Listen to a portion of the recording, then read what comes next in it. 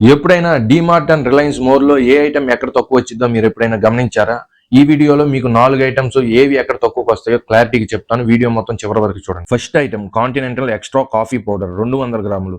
ఇది డీమార్ట్ ప్రైస్ రూ. 349, Reliance price రూ. 315. మోర్ లో అయితే నేను వెళ్ళినప్పుడు అవైలబిలిటీలో లేదు.